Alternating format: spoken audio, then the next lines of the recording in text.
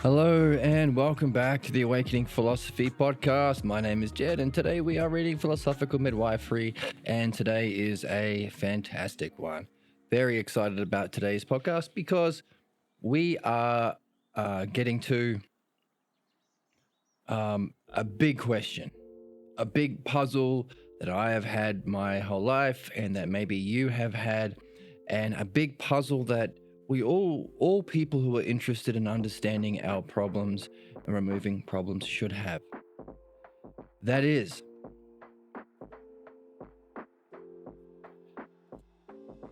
why is it when we are doing our best that other people seem to respond as their worst? In other words, why do people become most negative, nasty, mean, vicious, unjust, relative to how well we are doing? It's not when we are doing poorly, but when we seem to be doing our best that people seem to be triggered in the worst ways. How can you make sense of that? This is a big question. And it relates back to what we've been learning and reading. What is the origin of the Pathologos? This is a big one. So let's jump in straight away.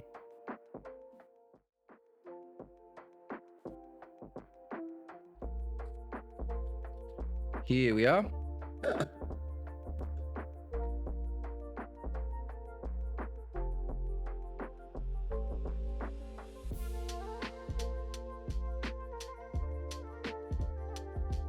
So last time we finished with recognizing that so long as we have two possibilities: accepting the act, or realizing that the actors are acting out an act in this origin scene, where something is being put on so that we come to a conclusion about self and reality to make sense of the garbage we're facing at home.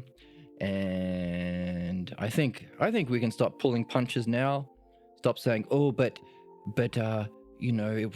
it was in the best intentions, and they were just ignorant themselves, and it's what they thought was loving, and if it's hard to see in your family, just look at a family up the street, or if it's hard to see in your culture, just look at a culture the other side of the world, and if it's hard to see in your religion, then just look at the craziest religions you've heard about on the internet."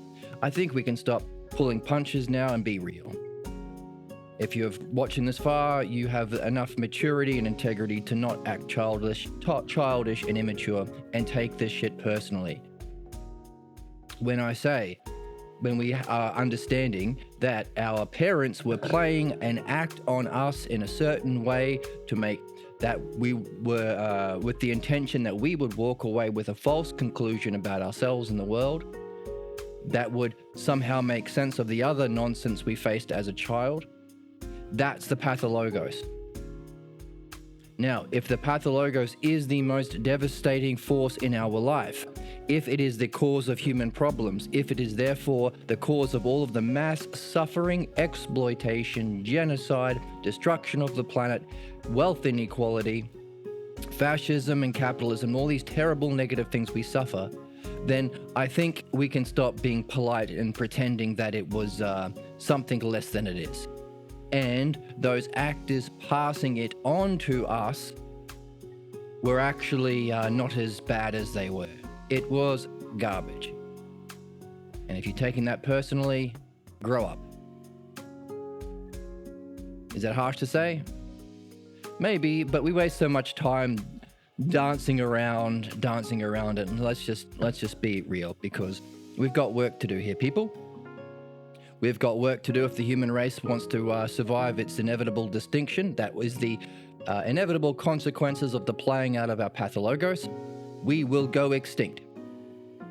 And the terrible suffering we're facing as a race will continue until we go extinct. So those are the stakes.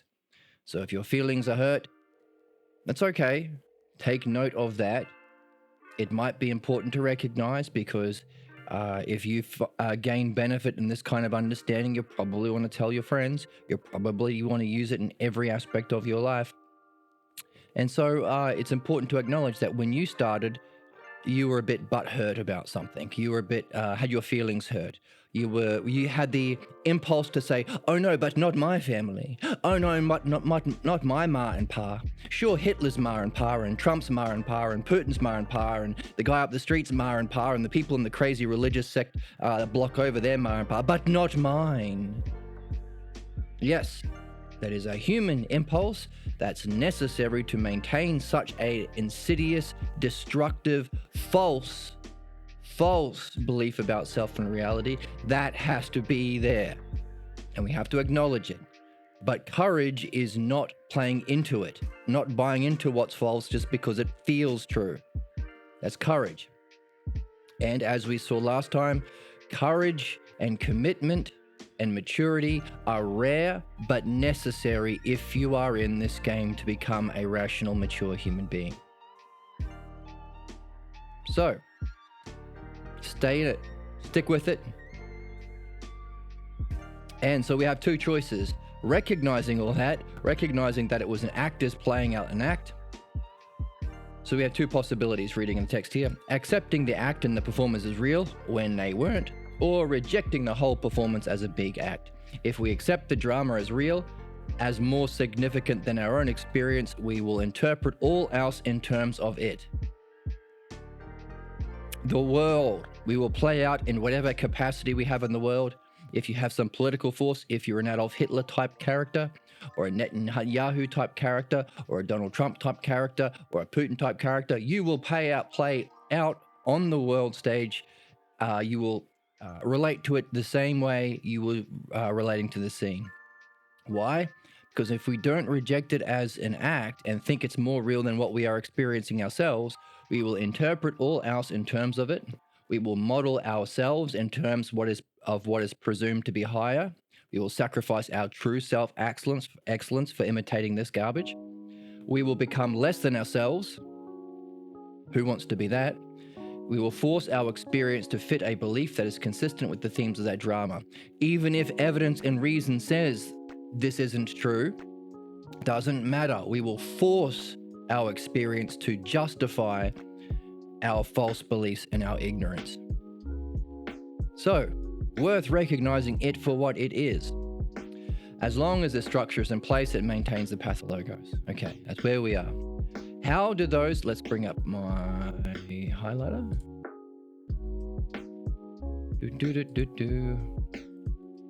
Okay. Highlighter is up. How do those who transmit the scene know when? That's where we are. How do those who transmit the Pathologos scene, how do they know when to enact that tragic drama? It's a tragic drama. We've just talked about the implications on the world scene, but in our life, we will carry this, what we could call a false analogy. We will carry as an analogy this as the higher. This is more real than us, ourselves, our experience, our knowledge. Therefore, this is the higher part of the analogy, that everything else will be the lower. Analogy, of course, is two levels. A is to B, as C is to D. But, okay, let's remind ourselves what an analogy is.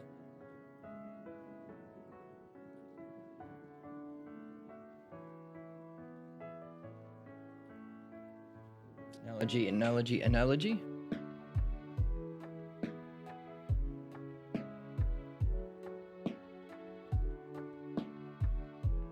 We have a greater is like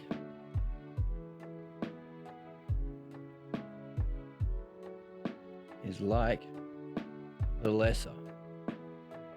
That's an analogy. So those two dots is like.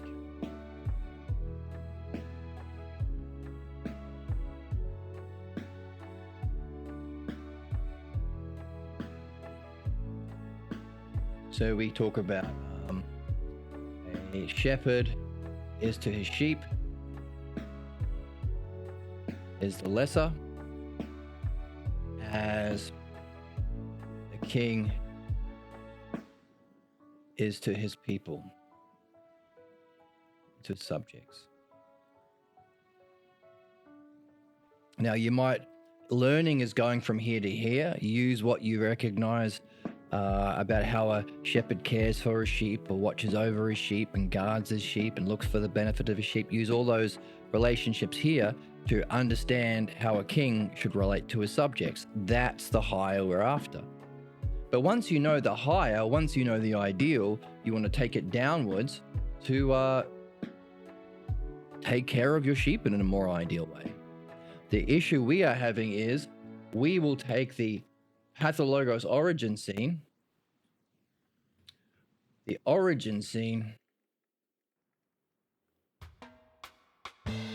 as the greater,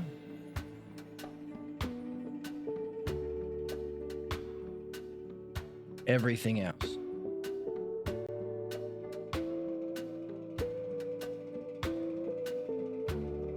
In life.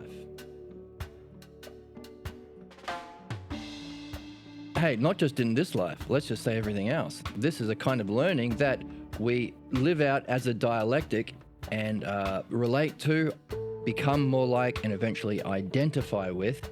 So this is the kind of education and nurture you'll be doing, whether you like it or not, which you'll take into your death and whatever experience of the next dimensions you experience, and it will inform your reincarnation. If it's really bad, you might even not get to reincarnate. So it's everything else. That's why it's important to be mature about this and do our work, do our job. Can't sit on the sidelines. Why? Because this is what you're doing unless you take action and you address it. You can't help it. So this is called being mature, doing our job. And this is the problem with the Pathologos. If we don't challenge the origin scene, this becomes the greater that we will force everything else to be like. So if you were told that you're weird looking and ugly and stupid, let's say, and that's the belief about yourself that you walked away with, then doesn't matter if you're given handsomest boy on the planet award. You will think that they are lying to you, they are making fun of you, and they actually think that you are stupid and ugly. Everything else doesn't matter. You will force it to fit into the implications of the origin scene. That's how it can function as a block. Otherwise, you can just take the steps towards your goal. If these blocks, which are not real, are recognized as not real, why would they block you? If you're getting evidence and reason from life to say, hey, keep climbing the stairs, then you'll keep climbing the stairs. So the block has to be opposed to reality, opposed to evidence, reason, experience, knowledge, yourself.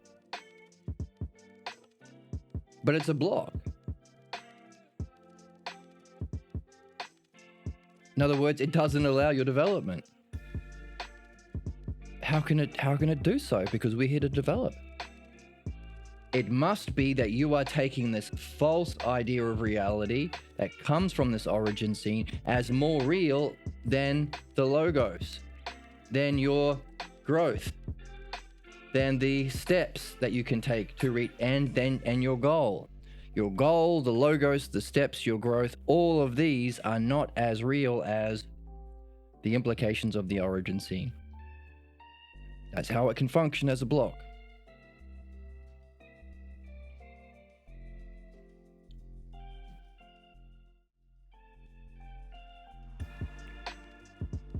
So how do they know, those who pass this crap on to us, how do they know when to do it? We can say that the scenes that precede this imposition are when the child was in an... Here we go. This is the money part. So the scenes that precede, right before it happened, the child was in an open and exploring state of mind. A good state of mind. In our youth, we entered into states of mind So our youth, as a child, we were free and we were free and open and had a natural integrity to the state of mind. This very state provides the conditions for the imposition of our pathologos problem. That's our question. Why is it when we are not just doing well, but doing our best, that all of these weirdos come out of the woodwork and start to crush us, throw insults at us, get irrationally angry at us, start barking insults at us? Why is it that people feel compelled to yell insults at Cristiano Ronaldo or LeBron James, people who are functioning in an excellent way? This can help us make sense of that. It is when we are doing our best in an open and exploring state of mind, the very state of mind we are trying to cultivate as we read. Can we look for questions? Can we look for the dialectic? Can we explore the dialectic? Can we explore the patterns? Can we see questions and puzzles the author is giving us? That's an open and exploring state of mind. We have a freedom. No one's forcing us to learn this. We are open to learning something new. We're letting go of the certainty. No, people have problems because black people are just genetically worse, and Chinese people have problems because of their genes, and it's genetic. I know that. My dad knows that, and we're racist together. We're not doing that. We're open, and we are functioning with a certain level of maturity, courage, and integrity that makes us open to learning something new, which is important. If it wasn't new and we'd all learn it, we wouldn't have the bogus problems that we're all suffering from. So the same excellence that we are seeking to demonstrate as we read, open, free, exploring state of mind, integrity, these are the conditions for the imposition of our pathologos. In other words, we get our problem when we are at our highest, not when we're at our lowest. That might fly in the face of many psychotherapeutic theories and opinions and ways of thinking that you might have read about. It also makes sense of. By the way, let's talk about this. This is an important thing. For us to go through the exploration needed to discover this origin scene and address it in a way we weren't able to back then, for the reasons we've seen, address it with the dialectic and logos and anything we've learnt in philosophy about the true nature of truth, integrity, beauty, courage, virtue, all the things we're learning about in philosophy, and the method that we're learning about in both philosophy and midwifery, the dialectic. Go back to the origin scene and use this learning to address it truthfully, to tell the truth. So no pulling punches, to be polite. How polite are you really if you're allowing ignorance and the devastating consequences to remain so you don't hurt someone's feelings? Whose feelings are going to be hurt with the truth anyway? What kind of jerk are you trying to protect the feelings of? My feelings are hurt when you tell the truth and you address injustice. Imagine going into a doctor's office. Oh, you're mending that child's broken arm, but that hurts my feelings. Get out of here, you sick bastard. Why are your feelings hurt by doing what's most good and healthy and important to this child? Same thing here. But it's my feelings are hurt when you say that my mummy and daddy, who were saints and angels, actually were playing out a transmission of a family pathologos problem that's infected our family for generations and will play out tragically in my life, and if I ever get in any power, will harm other people. It hurts my feelings if you tell the truth about that. Garbage. It will only hurt your feelings if you are loyal to what's sick and wrong. If you are loyal to truth and health and excellence, it won't hurt your feelings. It should inspire you to learn yourself. That's the thing. That's the thing about Karens. just because you find it insulting doesn't mean you're right. Racist people can be offended by non-racist statements. Doesn't mean they're right.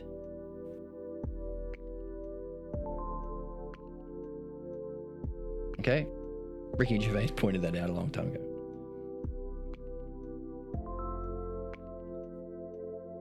So we have to go through a reflection on our problems using the dialectic structure we're going to be applying in philosophical midwifery to find this origin scene and then readdress it with logos and truth to become free of our problems and free of being a unjust participant in keeping this problem alive, keeping it being done to others, keeping it within humanity.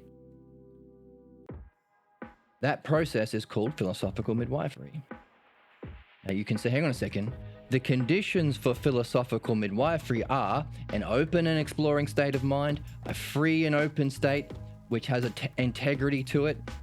In other words, the very conditions for philosophical midwifery are the very conditions that are most likely to trigger people's pathologos. You don't yell at the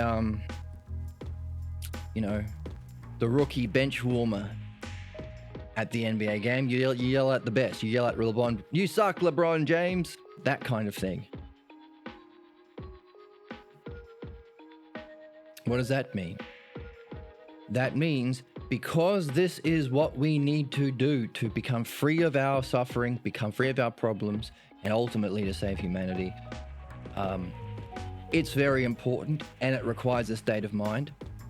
But we have to recognize that if we are doing this, if we are practicing this art with others, with our friends, with people who are also on this journey, the better they do at it, so the more they are LeBron James-like, but it's even better than LeBron James because LeBron James is good at basketball, which is meaningless. Distraction. We are being better at the literal best thing you can do as a human being. So we are even more likely to trigger someone's pathologos. If we are functioning as a midwife, we have to have the integrity to recognize the better the person is doing, the more likely our pathologos will be triggered. And therefore, there are certain principles that must be followed. When we are finding ourselves triggered, we must engage in self-reflection. If the other person is saying, hang on a second, I think you are falling away from the logos. I said something and you didn't listen.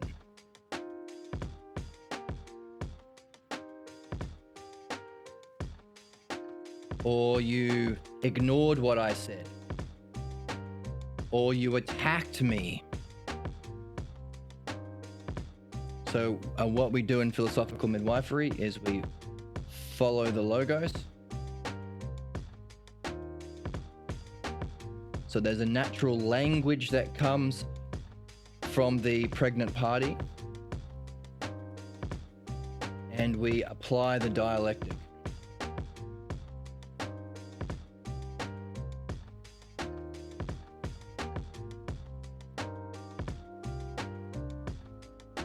The more open, free, exploring,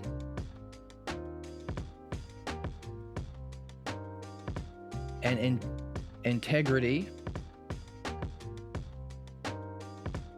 the state of mind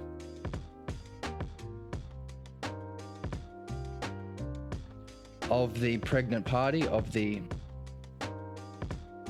the pregnant party is what we call the person who's doing this reflection.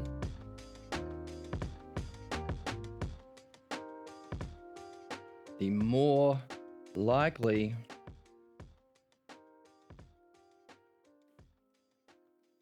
to trigger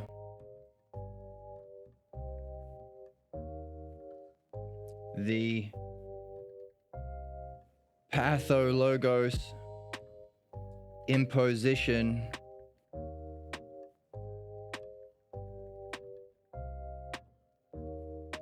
drama and functioning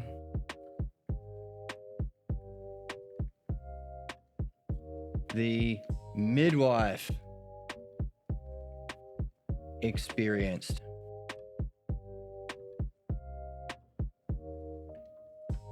So we need to have a way of dealing with this. If you are ignoring this principle, you are being unjust.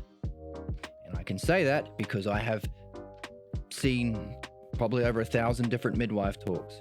And even people who have been in this game for 20 years, for 30 years, for 40 years, for 50 years, for 60 years, have their pathologos triggered even while functioning as a midwife. There are principles in place that, because of this true fact, should be followed to address this problem. It's inevitable. It's part of being human. So what do? Well, how does the pathologos function? To block the logos. So the pathologos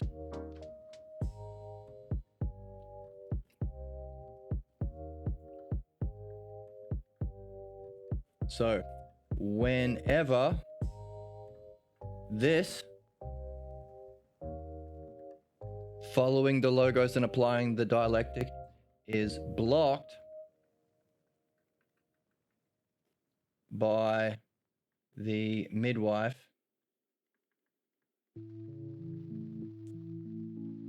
you must stop to acknowledge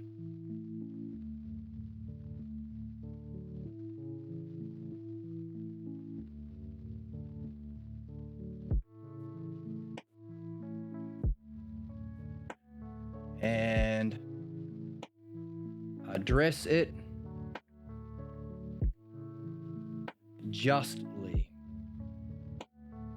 This applies for everyone. If you are a teacher, there will be a student who is functioning in a fantastic way, maybe a rarely fantastic way. They will be in perhaps the best state of mind they've ever been in and maybe functioning in a fantastic way.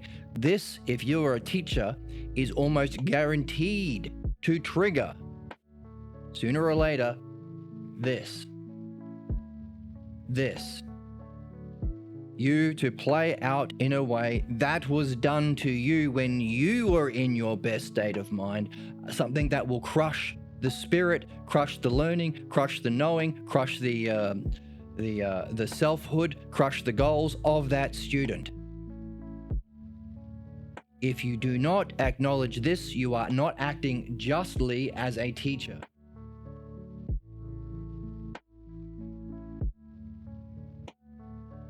Justly. Now, same thing if you are any sort of teacher or any sort of parent. We are learning about the origin scene. In other words, when our child is in their best state, it is almost guaranteed to trigger this automatic response. Why?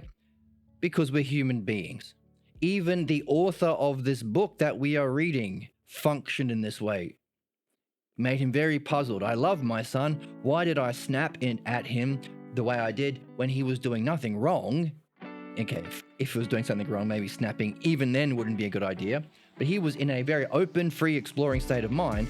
How could I have done such a thing to crush him? Now, thankfully for us, that person has a high level of integrity, causing him to reflect on that meaningful experience for 10 or 20 years until he develops an understanding of philosophical midwifery to make sense of that experience. So good news for us. If you're coaching a football team, there's something that people have acknowledged, like the ceiling of anybody's growth is the level of the teacher. In other words, if you start to do better than the teacher, whoa, but how will I have my authority as a teacher? Doesn't being a teacher mean knowing more than the students? No. It just means knowing the principle and having a level of integrity to follow the principle. It It doesn't mean knowing more than the person. All of Socrates' dialogues, he says, I don't know, but let's explore together. Let's follow the logos and let's apply the dialectic. But in our society, we don't think that. We have all this bollocks from these idiots who want to be in charge and think, well, just having the appearance of certainty and killing all of the smart people, burning all of the libraries, banning all of the books. It cuts away my competition that I can put on this act, the same act that was done to me. It's no coincidence that all the right-wingers want to defund education and put all money into the police instead, which is just punishment, just shooting people who are different than you. Doesn't solve problems. It's not education. It's no coincidence that the fascists always target the intellectuals as soon as they get into power. It's just the Pathologos. It's that simple. The difference is, now that we have understood it, what do we want to do about it? You want to become a Nazi? You want to become a fascist? You want to become a teacher that is governed by his false ego and crushes the development of his students? You want to be a parent that passes on the same suffering to your children? Or do you want to play the game you're here to play?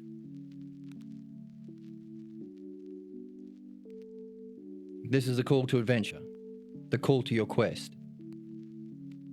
Because if you don't learn this game, you're going to be doing this.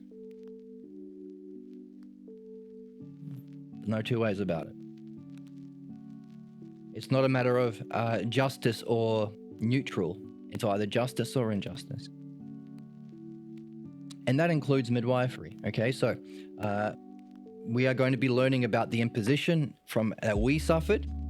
We're going to be therefore realizing that we are going to be applying this as a metaphor to the world. We will expect, therefore, everything else in our life, as soon as we start to be our best, we will be crushed by the world. Because that's what happened in the origin scene. So what's the implications of that? Don't reach your highest goals. Don't tell the truth. Don't show yourself. Be a slave to somebody else. Use weasel words. Never say anything so you can't be crushed. That's the false metaphor we carry.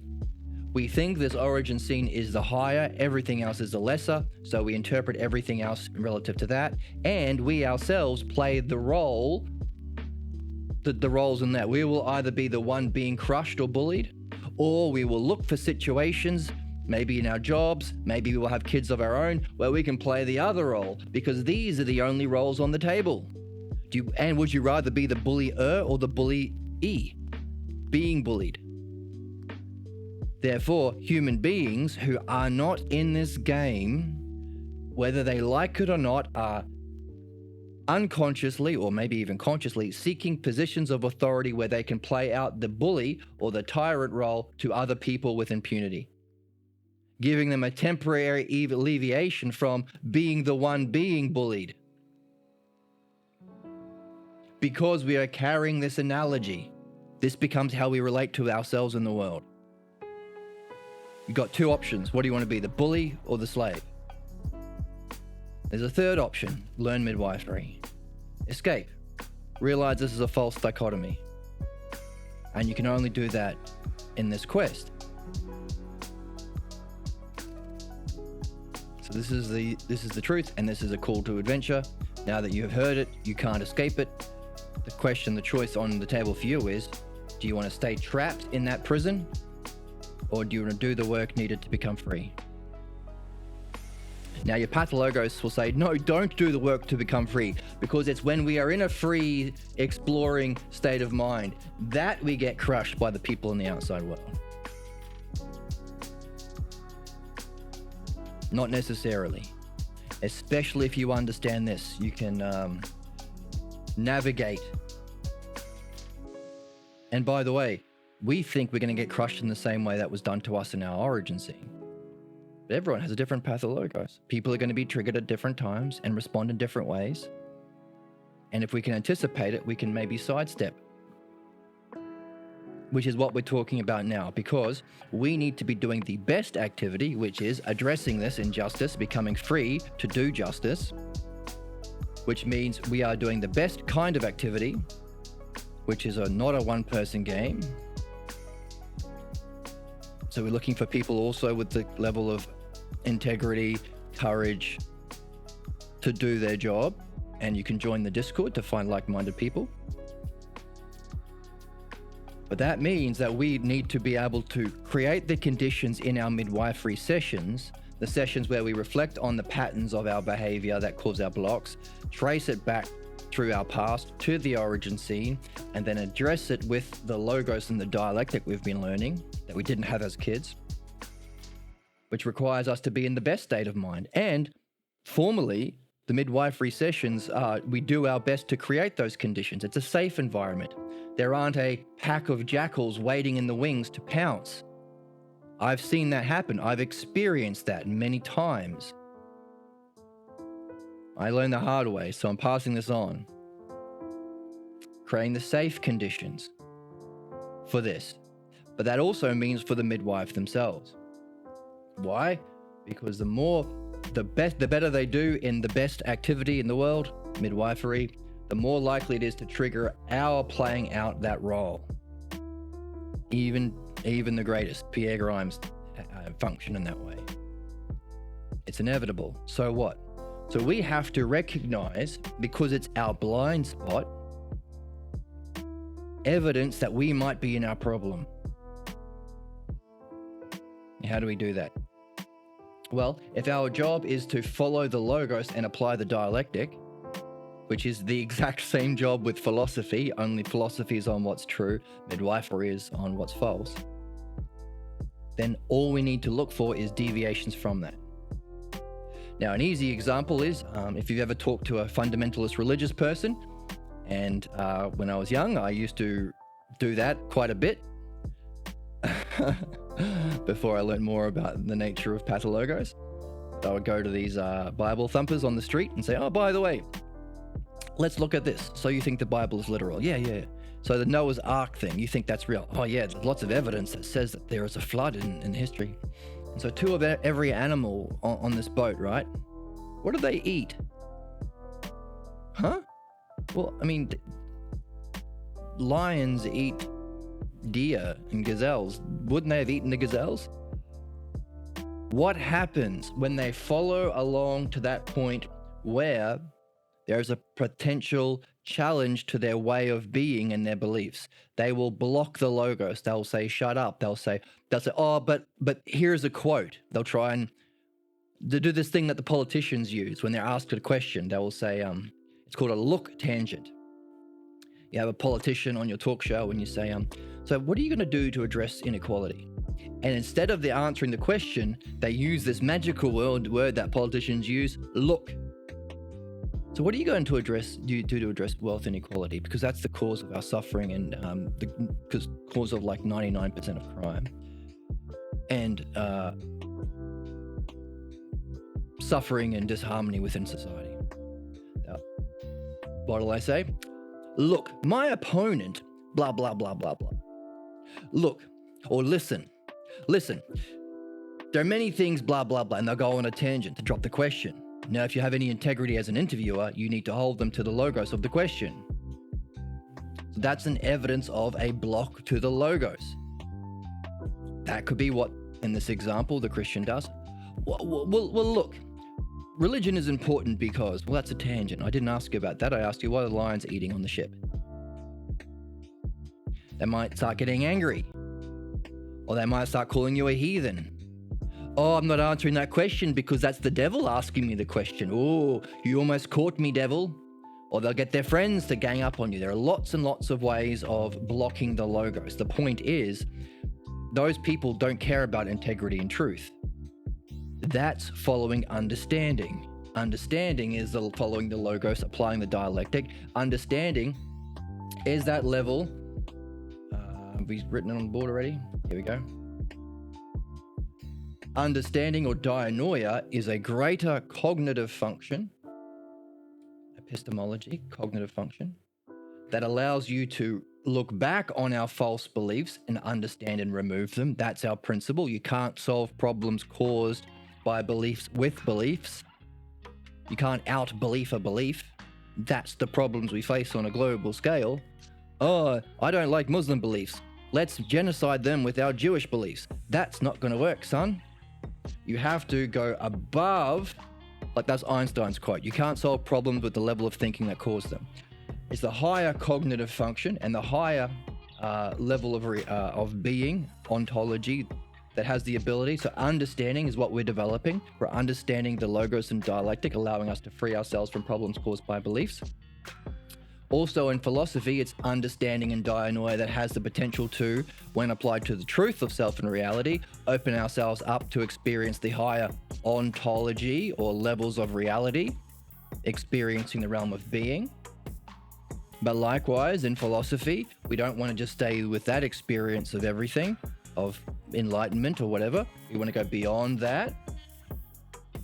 So we can, from this higher level, look back on those people in philosophy having these various levels of experience, or Buddhists, or Taoists, or mystics of any kind. If you want to function as a teacher or a guru, you have to be doing so from a higher ontological level of being and epistemological way of thinking, a higher level of reality. So in other words, you can't out-belief a belief. But having integrity is recognizing this and climbing the ladder. That's the ladder of the logos. Those people who, when you've engaged in a conversation, which uses understanding, as soon as they hit something that will challenge their beliefs, they would rather save their beliefs. That's called immaturity, or fundamentalism, or prejudice. But we're understanding its dynamics with the pathologos, the worst of the fundamental false beliefs we try and hold on to. Because you can change prejudices. People, you grow up in a racist family or community, go to college, experience different things and say, hang on a second, those prejudicial beliefs were not based on reason and evidence, and you can change your mind. You can't change your mind on a pathologos belief the same way, because it wasn't learnt through reason and evidence. Or, our prejudices, of course, are against reason and evidence, but certain conditions cause us to come to conclusions that we can challenge with reason and evidence. Pathologos is an imitation. There was no learning. It was not allowed. Okay? So, as soon as there is a block to the logos, that person lacks integrity. I can't follow the logos with that person. We can't develop an understanding with that person. And maybe instead I'll ask them about their beliefs. Oh, by the way, what convinced you of this belief? That's a way of breaking that cycle, because they're just going to get mad at you. Now, that's all well and good when you're talking to a Bible thumper on the street. We are talking about what we do. Philosophical midwifery, and what we do to ourselves. Because when we are functioning at our highest level, open, free, exploring, integrity state of mind, seeking that climbing of that logos ladder to higher levels of understanding, knowing, and higher levels of reality, we don't even need other people around, because we relate to everything else based on our origin scene. We carry that false analogy. The analogy, this moment is just like then. In other words, you don't need anyone else around to crush you. You can do it yourself. You're very good at it. So when we talk about learning this game to have courage and integrity, it's not just in the world to stop humanity from killing itself, or it's not just in your relationships with others to have more healthy relationships with others and be less of a jerk. It's for you to be free. You are to yourself just as bad as what you'll do to anybody else. We want to stop that. We want to stop crushing ourselves. We want to stop this negative self-talk that says that self is anything less than, where's our model of epistemology? Up here.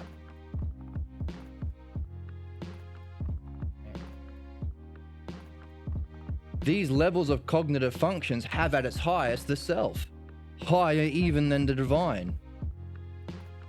So if you have a belief about yourself and a way of talking to yourself that says that you stink, you suck, you're not good enough, you are incapable, we want to free ourselves from that.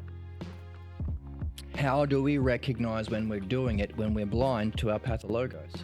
And equally so when we are doing midwifery. That's what we're looking at now. We need a principle. When are we blocking the logos? Because if you're doing, let's stick to philosophical midwifery now. Let's have a color. What color?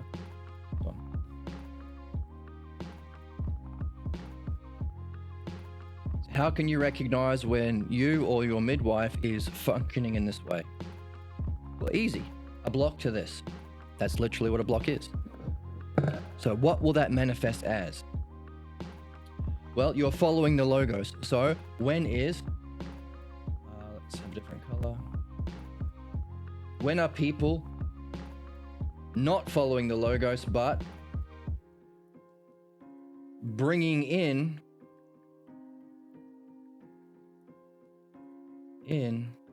their personal beliefs? There have been many midwives I have seen who think, oh, I have this belief about you and your problem, so I'm justified in bringing it into the conversation or interpreting everything you say in terms of this. It never, ever works. Two things happen. First of all, midwifery sucks. You don't learn anything. Well, many things happen. You don't learn anything. First of all, it doesn't benefit you. You feel there's a lack of integrity. The person doing this is playing the knower role. They start to act differently. They might have been usually open and curious, but now they start acting like a jerk. Knowing, diminishing. They start to treat you differently as though you're a lesser role. Why? Because how do you justify your personal beliefs instead of following the logos? I am better. Authority. That's their mask. That's their pathologos. So bringing in personal beliefs. Midwifery is not about justifying your personal beliefs. If you find yourself or your midwife doing that, you need to stop, address, acknowledge, and address it justly. And there are many ways of doing that. One way is to switch roles. The midwife, now being a human being, is also on this quest, should field questions, should reflect on the nature of their block. Or take note of it, put it aside, get back to your midwifery, and make the promise to address that block with the person later. If you make that promise with integrity, mind will help you. And find a way of sidestepping the problem to get back to what you're doing and address it later. Pretty much those are the options. If the midwife refuses to do that, run. Trust me, when Pierre Grimes passed away this year, but before he did, he forced me to do he told me I had to do midwifery with various different people.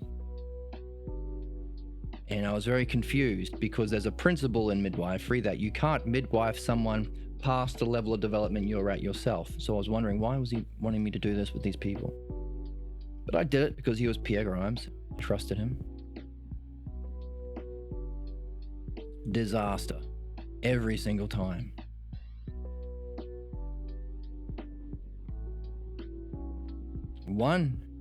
And for these reasons that we're seeing here. One, sometimes people would be threatened by you doing better than them and instead try and bring in their personal beliefs, or adopting the role, the pathologos. This has happened many a times. They don't understand something, so what do they go back to? Acting like their mum. So if they grew up in an angry Italian family who yelled at each other, they would start yelling. Why? It doesn't help. That's not an open, free, exploring state of mind. Because they were threatened by someone understanding more than them, therefore they're not the knower, they can't play the role. Philosophical midwifery is not an opportunity or excuse to play your pathologos knower role. It's not an ego game. A doctor does not use his medical art to benefit him, only his patients. Always. You could say, well, what about his money? No, that's a different art. That's business. That's something else. If he ever acts for anything other than his patient's best interest, that's called being corrupt. Adopting Pathologos roles. Oh, you're using your mum's voice. Oh, you're using your dad's voice. Oh, you stopped being yourself.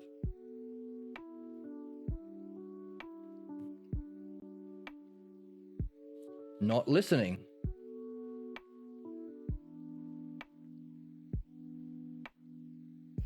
Whenever the midwife starts saying, I don't care what you have to say, well then, screw you, get out of here. I'm off. All the best. Why? Because we have to follow the logos. The midwife's job is to surface the logos of the pregnant party, address it with the art of the dialectic or midwifery. And if they're not listening to you, what are they doing? By the way, this isn't a negative thing. It's only a negative thing if you lack integrity and virtue and courage. Because we are all here to surface our pathologos and address it. You can go your whole life without doing that.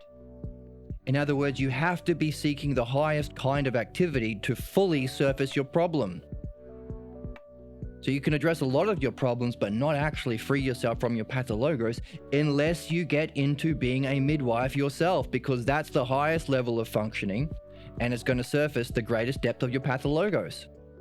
So if you are being a midwife, you're doing the right thing. If you are doing it and you get triggered, congratulations, you're human. But that's a gift, because being triggered while doing midwifery will surface. So we can have two levels here. We can have the positive and the negative, just as we've been doing, two columns. It can be a gift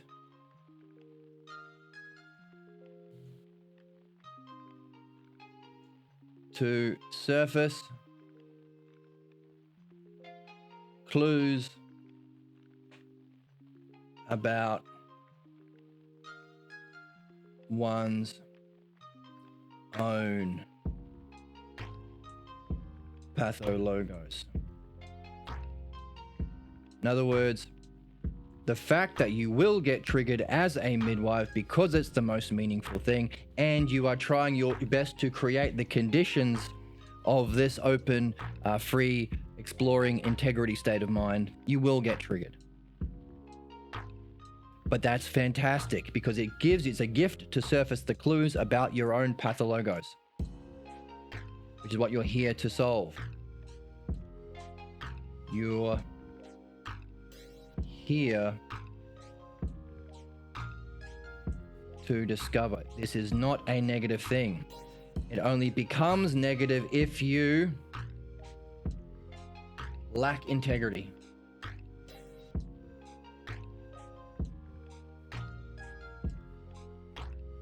Courage, or the other virtues. Like even-temperedness, if you lose your cool, if you fly it off the handle, start yelling at the person. Which means in this category, we can fill in, have integrity,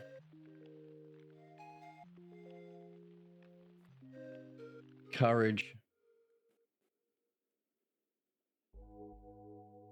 and virtues. Oh, when I said that thing, you stopped listening to me and you started going off on a tangent. I think that could be evidence of a block.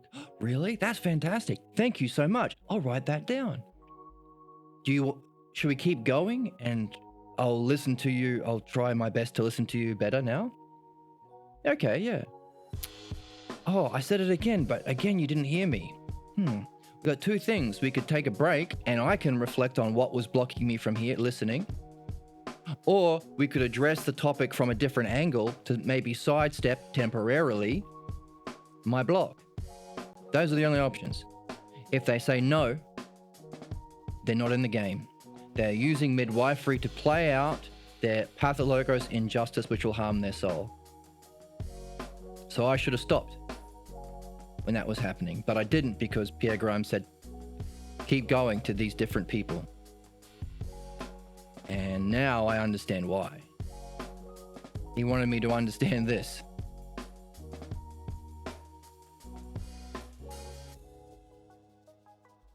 And again, if you're watching this, you have the benefit. You don't have to go through this garbage. So I was the sacrificial lamb but hey, don't believe me. Go through it yourself. See what happens. But these are principles. We're looking at the logos. So what's another way you can block the logos? Not listen. And the relationship. And the conversation. I'm not talking with you anymore. Shut up. Go to hell. Get out of here. Or relationship.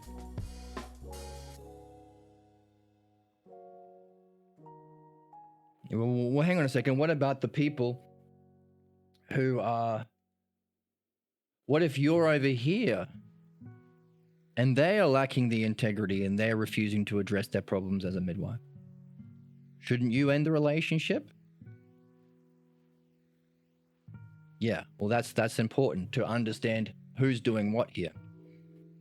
If you're the one saying, hey, let's reflect, using these principles that are universal and true, and they're saying, no, I'm ending the relationship, that's different from saying, oh, you seem to be refusing to address with reason, following the logos, the block that has just come up. So, see ya. All the best.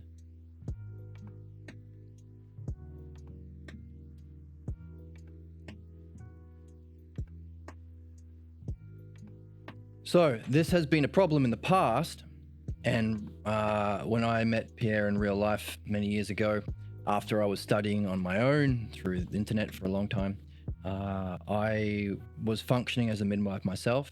And when I went over to the community that he had over there, and I was demonstrating the art because I've been practicing it on my own because it's the best thing you can do. It was very confusing that the people who were there, who have been in the game for much longer than I have been in, that didn't make sense, been doing this for much, much longer than I, were functioning to intrude and interrupt and sabotage the talks that I was having with others, if they were present. I didn't expect that. I expected they would value the logos, the dialectic, and the art more than I did because they had been in the game for 30 years longer than me. They had lived with Pierre for 30 years. That was a false belief I was carrying. Just because I valued the logos and the art of midwifery doesn't mean others will share that same level of integrity. So what? Important to recognize. And say, hey, by the way, this is a principle. The better I do as a midwife, if you're watching, or the better I do as a pregnant party, if you happen to be the midwife, the more likely you're going to function in this way to block the logos. In which case, you have an obligation to follow the principles, which means stop what you're doing, reflect, to see if you have blocked the logos in any of these ways, take note of it to address it later and take a step back, or if it's appropriate, reflect on why you're interrupting in this way right now. Because it's clues, it's a gift to surface clues about your own pathologos. It can be a gift. In fact, we might even say it's a principle. If to become completely free of your pathologos, you have to function in the highest possible way, because every level over here has its corresponding level over here. Every level of development up the ladder has its corresponding level of depth of your pathologos.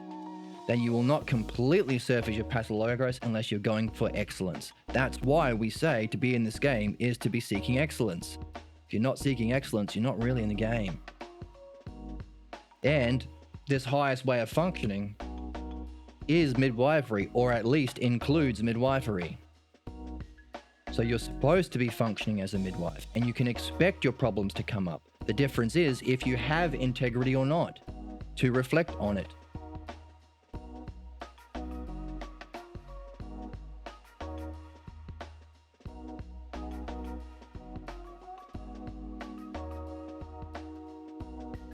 In the months before Pierre passed away, he made this point as well.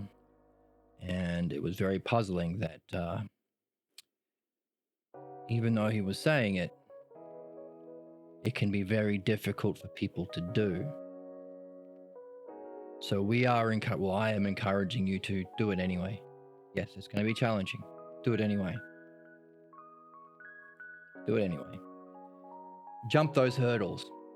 Eventually, when you finish the hurdle race, you will have no hurdles left, so you can do your second lap in a much free way without having to jump hurdles. And I encourage you to take that second lap. If you finish the race by jumping the hurdles and you become free of your pathologos, then the next lap is going to be much easier. Come back, we'll do that second lap as a midwife. If it's easier for you to go through this, then help others. But stay with it while you have the hurdles. So what's another way that you can stop the logos? Well, you can think of many. Ending the conversation, ending the relationship, not following the logos but following your own personal beliefs, adapting a role instead of following the dialectic, refusing to reflect in this way, refusing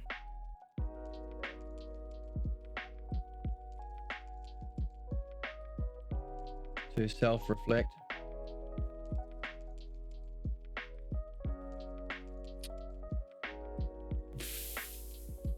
Now, there's another human element to this.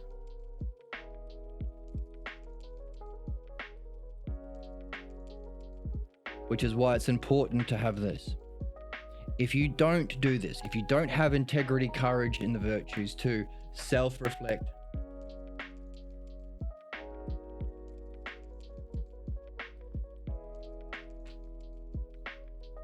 do philosophical midwifery yourself, even if you're functioning as the midwife right now.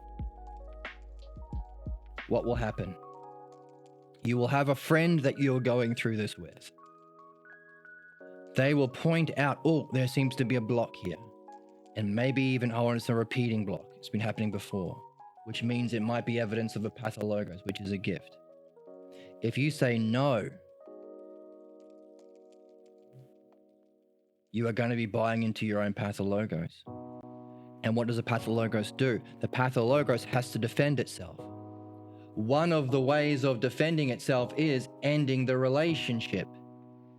But you have to justify the relationship ending. In other words, you have to pretend that you're righteous. I am ending the relationship, but it's okay because you are You have to attack.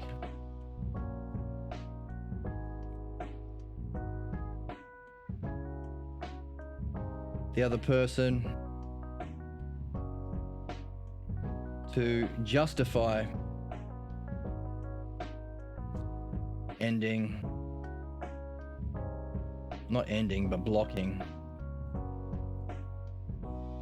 blocking the logos or ending the relationship. You have to make them into an enemy. This is no different than war. If a country wants to kill the other team, they have to somehow justify ending a rational reflection on the causes of problems, because that's maturity. But that's rational reflection on the causes of problems is how you solve problems. Why would you ever stop it? You have to create a story about the other person as being subhuman. That's why the Nazis called the Jews vermin. They can't follow the logos. They don't want to follow the logos. And if I do have a relationship, not only is it a waste of time because they're cockroaches, but they can affect me. So it's righteous that I end the relationship and then try and solve problems with genocide. interesting role that the Jewish people seem to be playing out themselves. In other words, unless anybody does this, they are stuck in two roles. They either do the genocide or be the genocidee. They either be the victims or do the victiming. Isn't hard to see once you understand. The question is, how much courage and integrity do we want to have to reflect on this and apply it? Same thing with, I don't know, let's take the 60s in America. The white oppressive racists in America wanted to justify enslaving the black people. But why? I thought reason and reflection on the cause of problems is what solves problems. I thought that's maturity. Shouldn't we only be reasoning and reflecting on the causes of problems, which is the dialectic? Shouldn't we just be doing the dialectic at all times? Yes, but not these people, because they are apes. They are savages. To this day, racist white supremacists use that very language to dehumanize them, which is a way of justifying ending the Logos. We can shoot them or enslave them or beat them up because they can't follow the Logos. They are inherently irrational. So any kind of appeal to genetics or these kind of hierarchies of natural intelligence that these fascists or right-wingers appeal to, Jordan Peterson and the like, Andrew Tate and the like, men are just better than women because God says so. Or Peterson, some people are just better than other people because lobsters. They are trying to justify themselves not learning the art of the Logos and dialectic, and themselves not applying it, instead of using their financial or their other power privileges to use that privilege to enact out their injustice, to play out their pathologos and enjoy being the bully. They're looking for an opportunity to play out their pathologos role, which is what we just said today, which everyone is seeking to do if they're not in this game. The difference is we are understanding these justifications. It's all bollocks. Everyone with language, all human beings are in this game. Why? The very fact we are looking for opportunities to play out our pathologos tells us we are engaged in the dialectic. We are meditating. We're just meditating on our pathologos. The fact that we're so good at playing out our pathologos in justice tells us we are so good at reflecting on what we think is the ideal of self and reality and becoming like it. Only we're doing it on the wrong thing, the origin scene. That's the difference. We're all philosophers. We're just doing it on the wrong thing. So there's never a justification to remove Logos off the table. So what? So when you find yourself doing it, that might be an opportunity to reflect on your own block.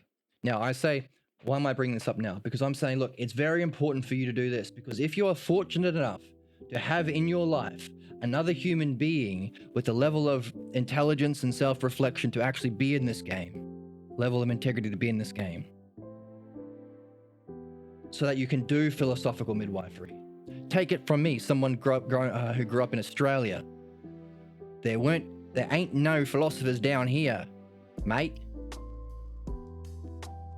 I had to do it on my own. No, I had Pierre Grimes being alive. That was a benefit, and I was able to visit him several times, so that was a benefit. But it stinks to be on your own, because philosophy isn't a solo quest. It's not a one-person game. But if you're fortunate enough to have someone in your life with the level of integrity, the level of courage, and the level of commitment, and openness, and self-reflection, and desire to reach their highest goals, that they're willing to participate in the best activity, philosophical midwifery, with you, then maybe you've been in a relationship with that person and you've been developing and you've been growing, then you inevitably hit your block. If you are the midwife and you don't use that as an opportunity to reflect on what might be clues about your block, and you instead say, no, shut up, Or if you don't do this, you are going to be a slave to your pathologos. You are going to want to end the relationship, and you have to justify ending the relationship so that you're not the bad guy. The pathologos pretends it's justice. It's righteous for me. So you will do the same thing everyone does. You will call them a cockroach, like the Nazis did. You will call them savage apes, like the white supremacists do. You will call them what are the Israelis calling the Palestinians? I don't know, something disgusting. Subhuman savages. So they can justify genociding them instead of rational reflection on the cause of problems. Because that's what they wanted, because that's Netanyahu's pathologos, and the people around him share that pathologos. Not hard to trace it through their history.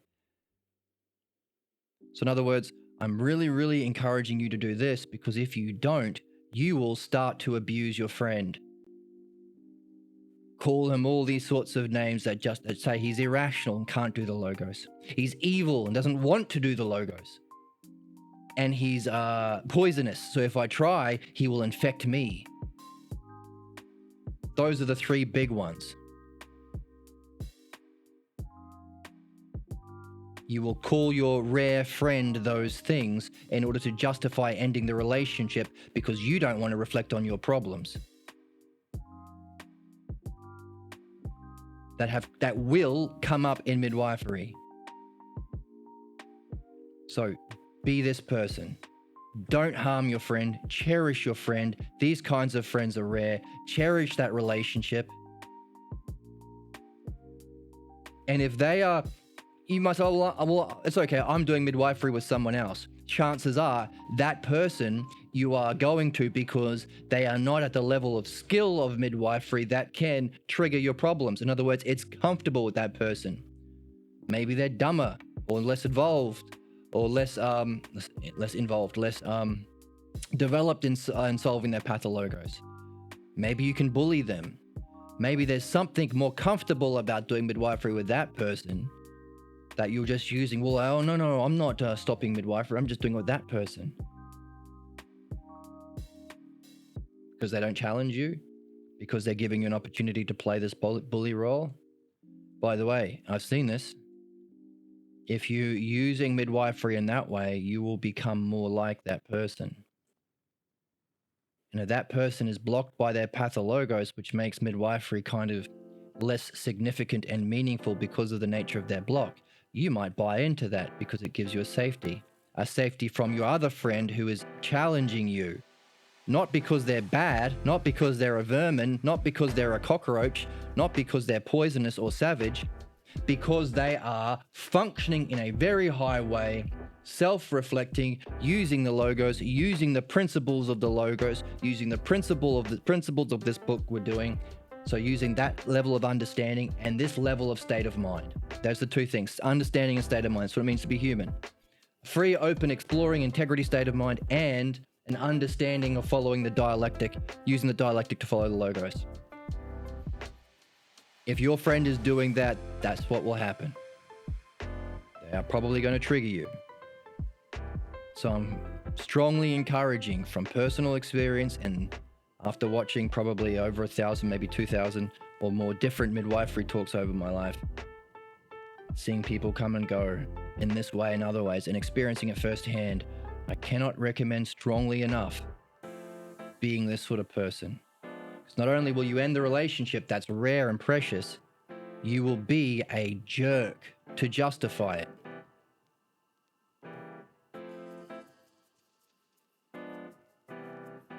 Which will harm your soul.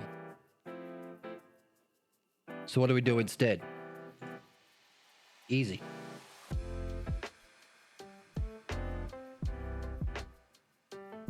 The opposite of that. What's the opposite of ending the conversation or relationship? Keep conversation alive.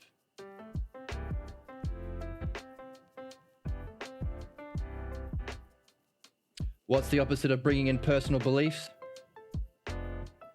Hold to value above all and hold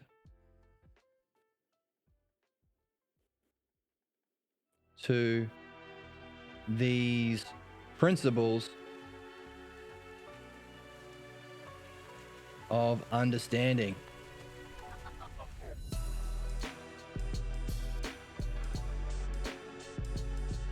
And dialectic. And logos. So, when they're saying, no, shut up, get out of here, say, hey, let's talk about it. I want to understand. I want to follow the principles of understanding. Be the bigger person. I know it's challenging. It's challenging for me also. But let's do our best to follow the principles of understanding in the dialectic. To reflect on this, to see if we can together come to an understanding. If they're saying, nope, no understanding for you, get out of here. No midwife talks for you. No conversations for you. They are stuck. So the next thing you can do, well, hang on a second. Well, if that's the case, if I have an awareness of these principles enough to be able to recognize, to follow them myself and recognize when they come up to block, what do I do when my dear friend is over here? When they are doubling down on their injustice to silence the logos and end the midwifery talks. What do I do?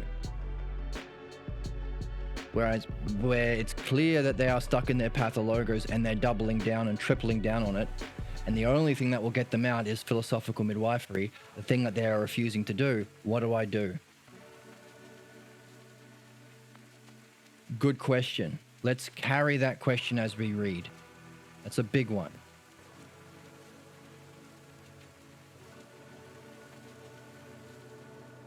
We're reading the Meno at the time of recording of this, and we've come across a fundamental word, aporia. Virtue isn't knowing if you didn't get to knowing in the through justice and excellence, virtue and excellence. In other words, through the dialectic and logos. And if you are doing your best to follow the dialectic and logos and understanding, then being at a loss or aporia is still self-virtue. In other words, saying, I don't know. I'm completely stuck. That's virtue. In the Meno, says Socrates. To Meno, who thinks being a tough know-it-all, alpha, sigma, he doesn't use those words, but that's the buzzwords we use in our culture right now at the time of recording. Pretending to have all the answers. You know, those memes of all those conservative douchebags. Debate me on anything. There's a new thing that's just been going around. Forum or something where people run out of seat to talk to some fascist conservative sick person like Ben Shapiro and debate him as though he's going to change his mind by using logic and facts. No, he's not. He's not. He doesn't have integrity in any sense. Blindly loyal to his ignorant beliefs and gets a lot of money from it.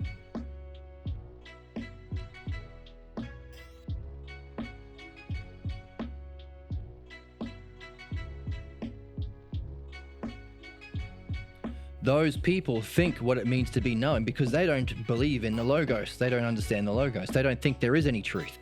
So if he can gish gallop, talk really, really fast to manipulate people with his language, that's just as true as anything else. That's what they do.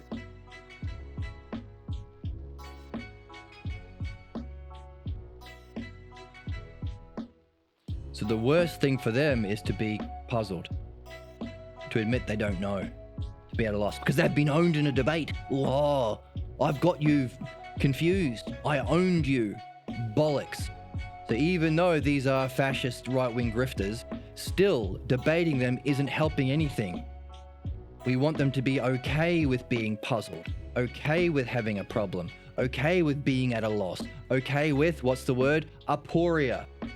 We have to be okay with aporia.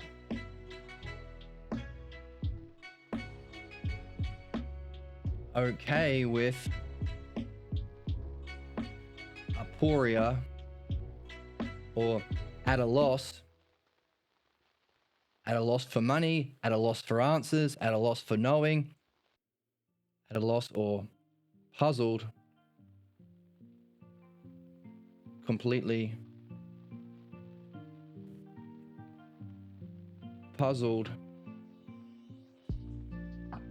unknowing, and recognize this is also, in other words, you should have read the Meno, is also, and we have that on our channel, so you can read along with us. This is also self-virtue. So in that spirit, what do you do when your good friend is functioning in that way? I refuse to listen. Even if I am breaking all of the principles that I spent my life espousing and preaching and teaching. When you turn around and say, hey, look, I'm not understanding. I want to understand. Let's understand the cause of this without any of this category. If they still say, no, shut up, get out of here, what do you do? I don't know. I am in aporia about that.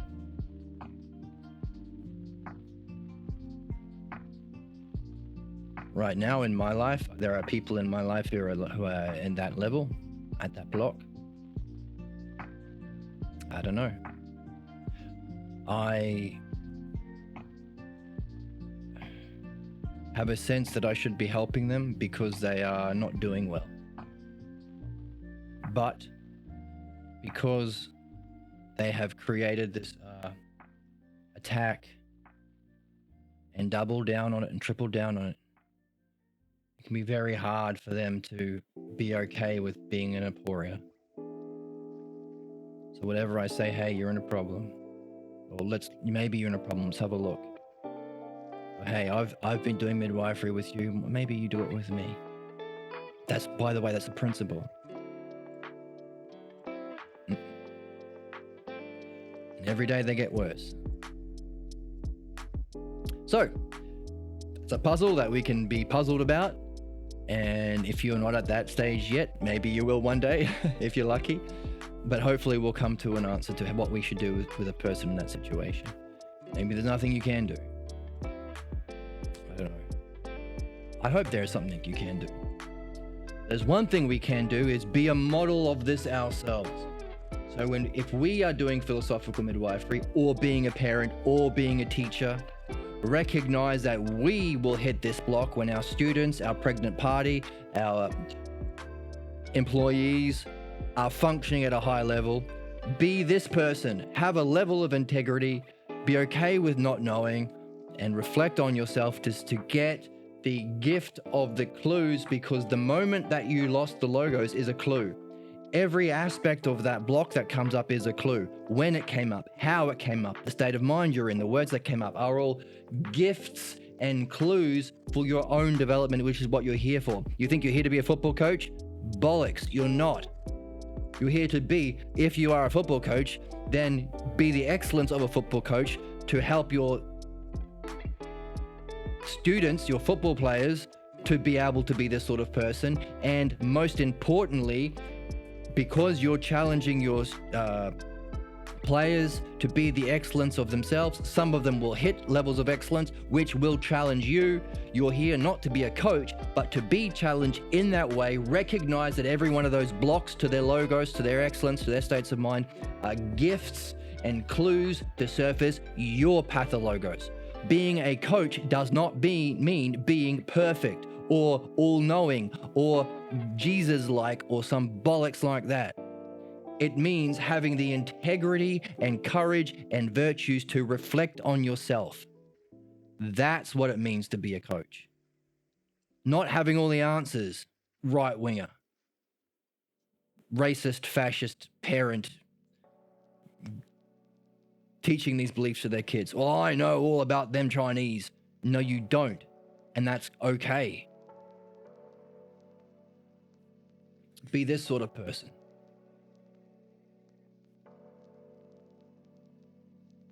As for the other person who gets stuck in here, recognize when you are, do your best to go over here. But if it's a dear friend who's over here, I don't know yet. But maybe we'll discover that as we read.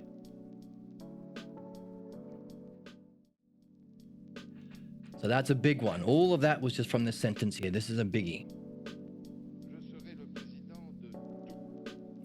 What is it?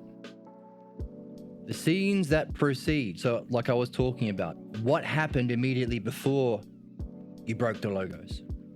You started interpreting, you started not listening, or trying to turn the other person in an enemy and all that sort of stuff. What happened right before? The scenes that precede it, the child was in an open and exploring state of mind. In our youth, we entered into these states of mind that were free and open, had a natural integrity to them, and it was in this very state that provides the conditions for the imposition of the Pathologos problem. And believe you me, I have been in many a midwife talk where the people claiming to be there for the right reasons were just using it as an opportunity for the imposition of their Pathologos problem. And many of those scenes I now recognize were orchestrated by Pierre Grimes specifically. It sucked. But I suppose the principle is here. I'm not going to tell you. I'm going to give you the experience, so you'll never not know it. I would like to have thought that he could have just told me. Anyway, in this natural state, we can do and face others directly with equality. In this natural state, we can and do face others directly with equality. No roles. No crushing. No dehumanizing. No saying, shut up. Get out of here. You suck. Your ears are too big.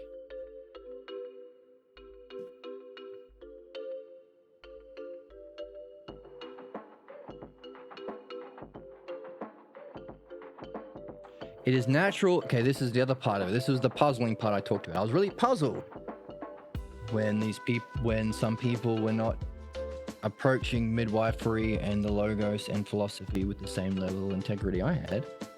It is natural for a child to expect others to be in a similar state and share in that way of being. Why don't they value philosophy like this, like I am right now? Why don't they value my open, curious state and extreme desire for understanding and freeing myself from problems? Why are they not into it? Why are they more interested in being assholes? No, assholes are not fair, because assholes serve a good function. Bitter jerks. It's puzzling for me. I expected them to share in the same level of integrity and that same state of mind I was in.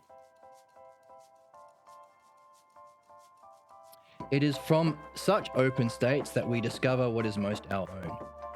So, this is the benefit from that openness. Those other non-open or closed states are just reflecting back to us our own bullshit. You're not going anywhere. I've heard Pierre say this many times. You're just telling me what's in your head. There's nothing of value in your head. In other words, there's nothing of value with the dumb beliefs you're already carrying. We want to be in an open state of mind where we can discover what's most our own. So if you come into midwifery or parenting or teaching of any kind, like, oh, I know the answers and I know what it is, you're just going to reflect back the same crap that you already know. In other words, you're stagnant, prejudiced, stuck, closed-minded.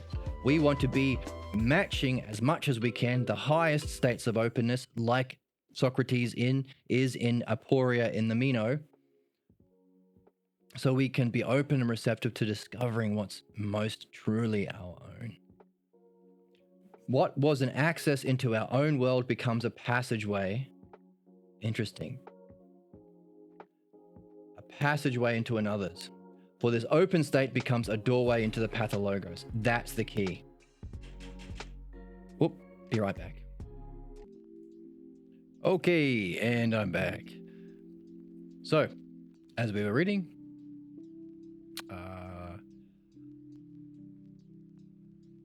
It was from such open minds that we discover what is most our own. What was an access to our own world becomes a passageway into another's, for this open state becomes a doorway into the Pathologos. So, sliding doors. Could swing one way, could swing the other way. It's open. So, literally, we can learn about two things from this passage. We can learn about what we want to cultivate in our growth towards our development to know nature of reality and self. Because, welcome to the chat. Because, Rowdy, nice to see you here. So this open, exploring, free, integrity state of mind that we had as a child is access to a higher dimension of reality. That is ourself, our own world. That's what we explore. That's I've been all right. Thank you for asking. That's what we develop. That's the thing that we cultivate in philosophy to discover the nature of self and reality. But as a kid, it is also the passageway into somebody else's state of mind, somebody else's pathologos state of mind, somebody else's problem. So we can swing either way. Pretty much all human beings swings to the left. That's why we're here. We are here to gather a problem that prevents our learning and growth towards enlightenment, what we call nous, the experience of reality, and beyond nous to the self. That's part of our goal, to pick up where we left off and go back to that quest to discover the nature of self and reality. That's philosophy. But every human being has that door swing the other way. Instead, our life becomes a dialectic on the Pathologos. Our life becomes the playing out of a drama where we become most like somebody else's state of mind. The problem we inherit from usually our parents or our parental surrogates. So we become more like that. It becomes how we talk, how we act, how we hold ourselves, how we relate to people. And then it becomes our self-image, and then it becomes our identity. We play out a dialectic on the false belief about self and reality instead of swinging that door the other way to be playing out a dialectic where we become most like reality and self. We become the true nature of self becomes our way of being, and what we discover is our identity. So this is the access, this is the doorway, this is the sliding doors. You could have gone down one path or another path. And as human beings, we go down path B, giving us what we need to practice the dialectic on to become free of it. That's why philosophical midwifery is our highest way of being, and therefore necessary to surface the blocks that we have. Recently in the chat, I was looking into the topic of anti-nationalism. Ooh, very nice. Yeah, so nationalism is, you could understand as a representation of this loyalty to our pathologos beliefs, manifested on a greater scale. My family is the best family. My way of being is the best way of being. That's the cause of our ignorance and problems. And nationalism is just the same thing. My global thing, my national family. Oh, natalism. Right on. Can you say more about what that is? We'll check back in once you've typed out some more. I read nationalism. It was natalism.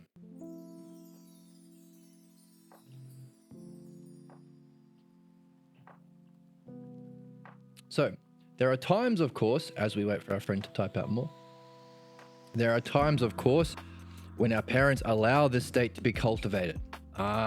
So there can be a kind of sneaky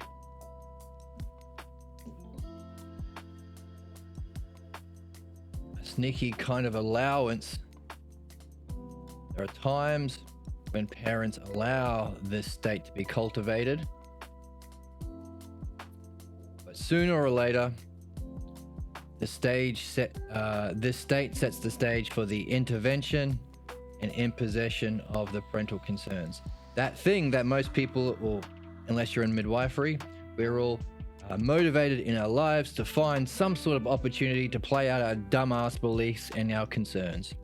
It's a danger because no one gives a crap about your dumb beliefs and concerns. The only time people usually do is if you're challenging them, and so they pay attention only to punch you in the face. But that's what motivates a lot of people to have children. Finally, an opportunity to play out your beliefs and concerns with someone who's too young and naive and dependent to question your dumb, stupid beliefs. I say dumb, stupid beliefs, but that's just the nature of beliefs. Who cares? Beliefs don't have to be right.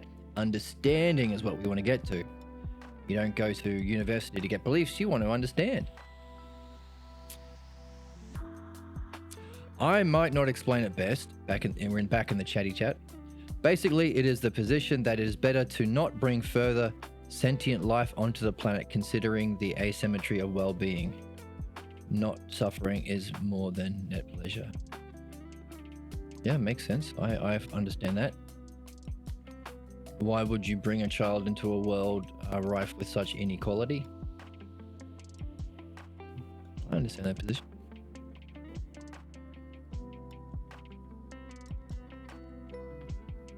Well, here's an answer. Because a kid gives you an opportunity to play the knower without actually doing philosophical midwifery and philosophy to actually gain the state of true knowledge. You can cosplay as a knower, cosplay as daddy, be the bully instead of the bullied, and you finally have a captive audience to play out your parental concerns. And as we're reading now, this plays out when the child is in an open, high, receptive state of mind. Sometimes you'll allow them to cultivate it for a bit until bang, you crush them. Nope. You think you're smarter than me. Let me teach you about the world. That's a reason that people have kids. Interesting? Yep. And again, today we've been operating under the principle of we're not pulling punches. Don't take it personally. Don't be precious about it. It's not a blame game. It's an understanding game. So don't demand people be stupid and ignorant because it hurts your feelings to tell the truth. Wake up, be mature. If this is a universal human thing, then we have to acknowledge it and address it. Pretending it doesn't exist allows it to happen and manifest and fester. So today's about not being a Karen, not taking it personally. Basically, in the chatty chat, people argue that it's not moral to bring a child into this world when we have the option not to, especially knowing the world is full of suffering. Yeah, it makes sense. Now, I hope those people are also doing what they can to address the cause of that suffering, and after addressing the cause of the suffering, doing their best to address what would be the opposite, what would be our excellence. And they use their free time by not having children to address that, I hope. By the way, addressing the cause of our suffering is called philosophical midwifery. That's what we're reading here. And using the freedom from what causes suffering to address our purpose, that's Platonic philosophy. That's why we read Socrates. So if you meet such people, you could tell them that. I understand your position. Use that free time to address the cause of that suffering and create the conditions for health and excellence, which is formerly philosophical midwifery and Socratic or Platonic philosophy. Talking about suffering, why is suffering bad? That's an interesting question. What do you think?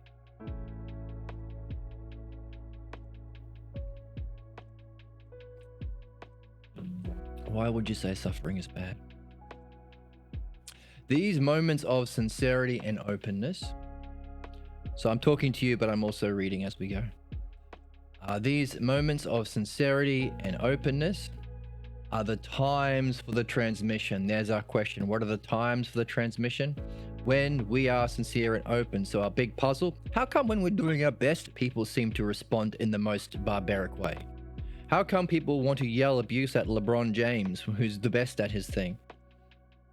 And why is it when am doing the best in the best field, not even LeBron James being the best at basketball, but when I'm doing the best at philosophy or the best at doing philosophical midwifery, that's when people start to, people who are otherwise quiet suddenly jump up and spring into action and express themselves in a way I've never seen before, and it's barbaric and savage.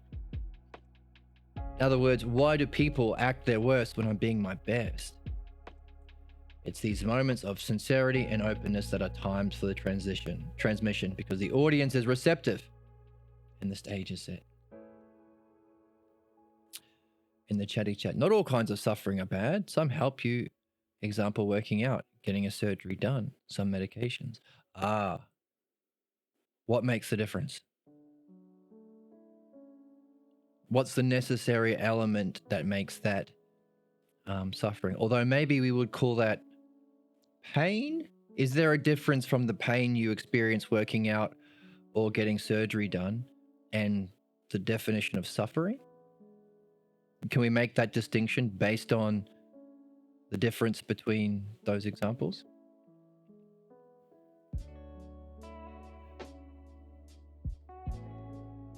There are few parental figures who can forfeit this opportunity to impose their own beliefs. That's us. So we are aiming for. We want to be the sort of teacher, the sort of coach, the sort of midwife, the sort of parent who, when there is that urge, that primal, evolutionarily developed, and also for a certain spiritual purpose, that urge, a fundamental urge to crush someone or impose your dumb beliefs and your dumb concerns when people are in you can't be that good. Get out of that. I'm concerned about this or that. Can you resist that urge? That's what we want to be. Suffering, yes, suffering does include pain. What is suffering actually? Good question. What is the difference? You've got some good examples that might shed light. Would we call going to the gym suffering? Definitely pain. Going to the dentist, definitely pain.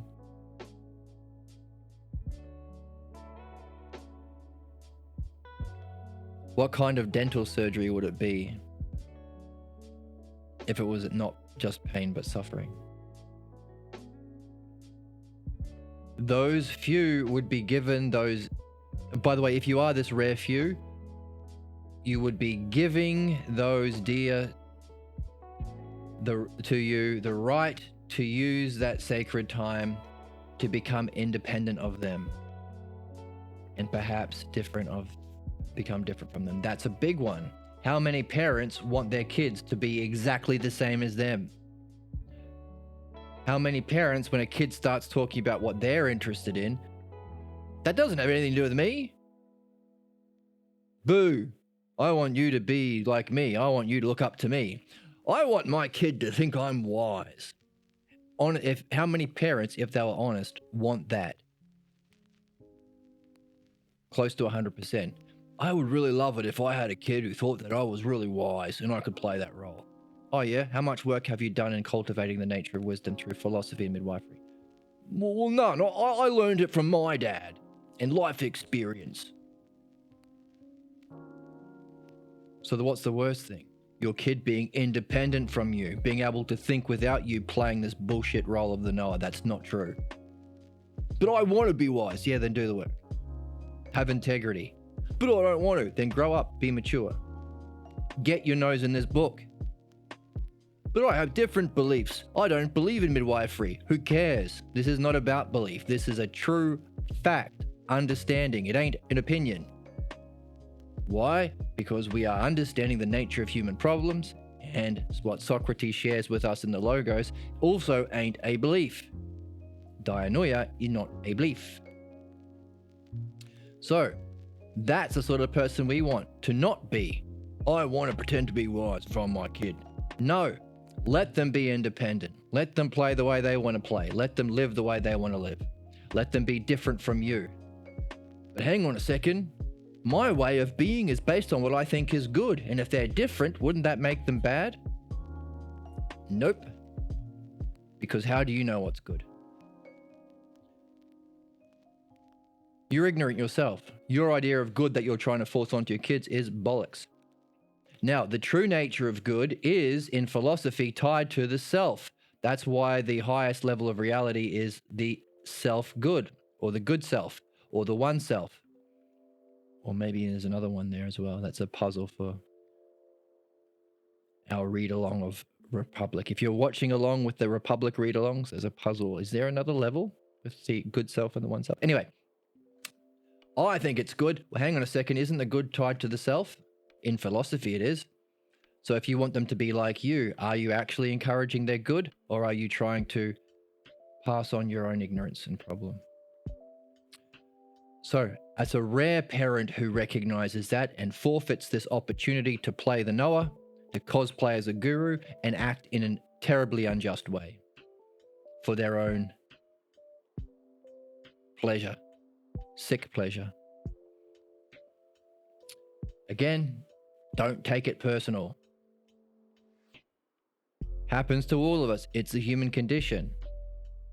Take it maturely and recognize, well, shit, if that's the case, then I better do something about it and be one of these rare people. Yep, that's the game. That's the call to arms.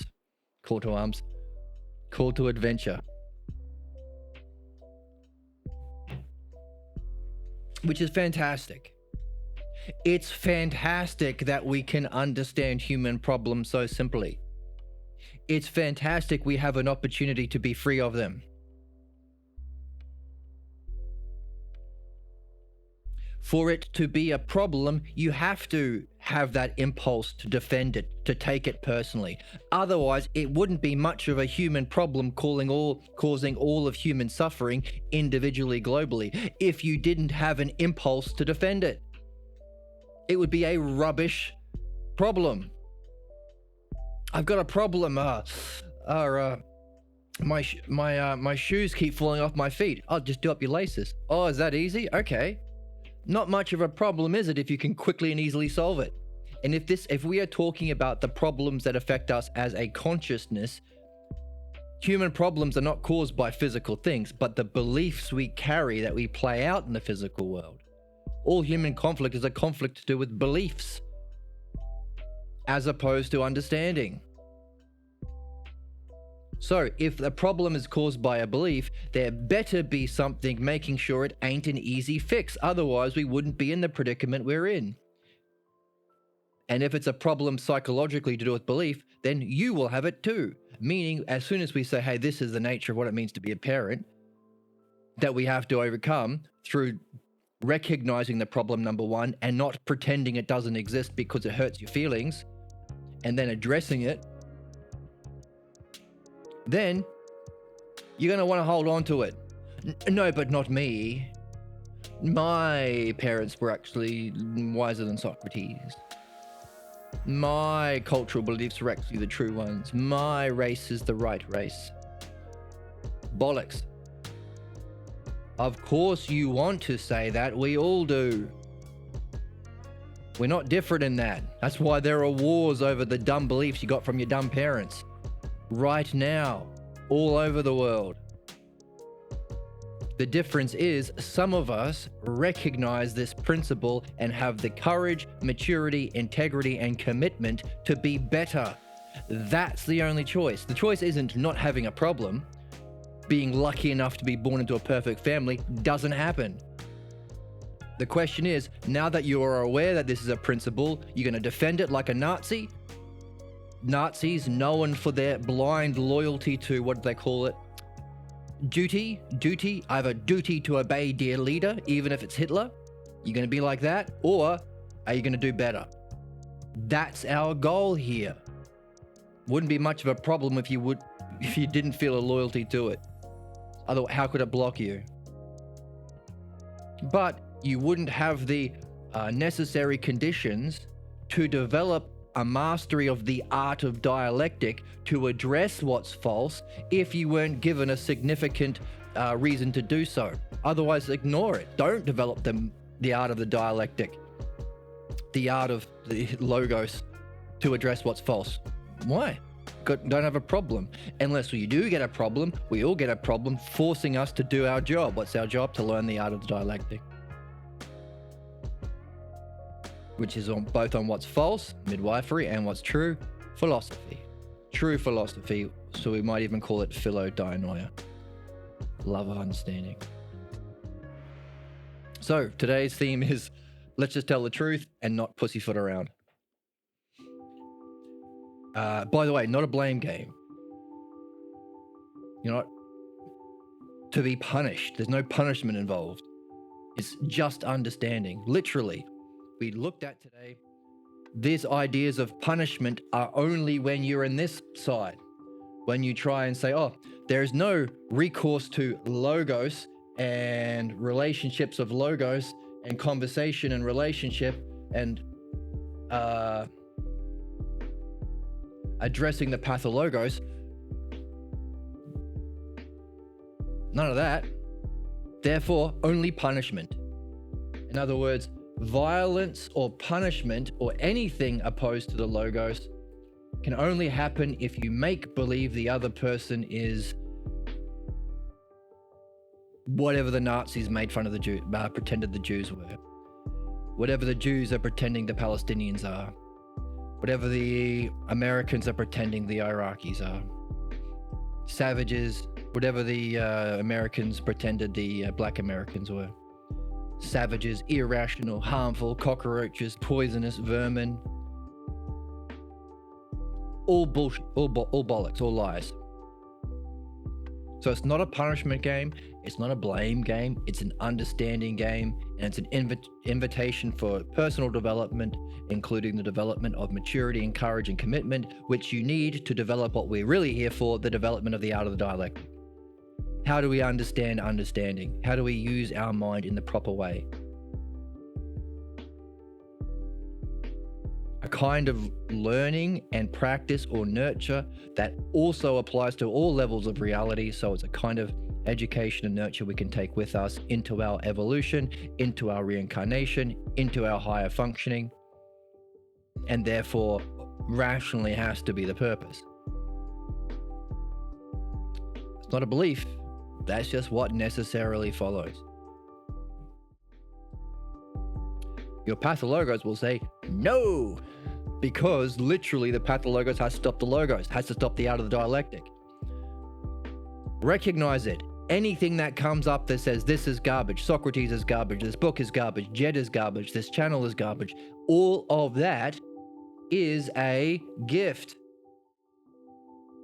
Because the way in which it comes up, the state of mind you're in when you try and block the logos in any of those, all of those are examples of blocking the logos. When it comes up, what happened immediately before? Just as we are learning in the origin scene, what happened immediately before the imposition? You were doing well. So we were doing really well in a similar way when you were young. Right before you jumped in to block or sabotage the importance of this work for you, you must have been doing really well right before. Look what happened a moment before. Take notes. And what happened when the block came in? What was the state of mind? What was the words? How did it function? Did it have a voice? Was it like anyone? Was there a drama attached? Were there roles attached? All these are clues. This is golden. In other words, of course, we're not blaming you for having a counterattack against the logos, because your counterattack is a gift so long as you are practicing integrity and virtue and courage and maturity and commitment. All of that we could call as virtue. If you're practicing virtue, your counterattack is a block because it gives you just what you need, which are the puzzle pieces for you to solve the puzzle, to free yourself from the pathologos and develop a rare kind of evolution or state of being that is rare on this planet. You'll be a rare bird. And when you do that, please come back and help the rest of us. What was it like to have the counterattack and acknowledge it? What was it like to pull the puzzle pieces of right before and during? What was it like to maintain an open, what was the state of mind we talked about? What was it like while doing those things to maintain aporia, an open, free, exploring, integrity state of mind? What was that like? Was it hard? Did you have friends helping you? Did this podcast help? Share it with the rest of us. And what was it like to finally see the origin of your pathologos and the scene, the people involved sufficiently that you became free of it in a way that's very rare among humans? Can you use your own experience and your reflection of your experience and your understanding of your experience to help the society, to help us, to help your friends, to help other adventurers? Can you find a way of implementing it into our societal institutions to create the conditions for all of us to go through that? That's the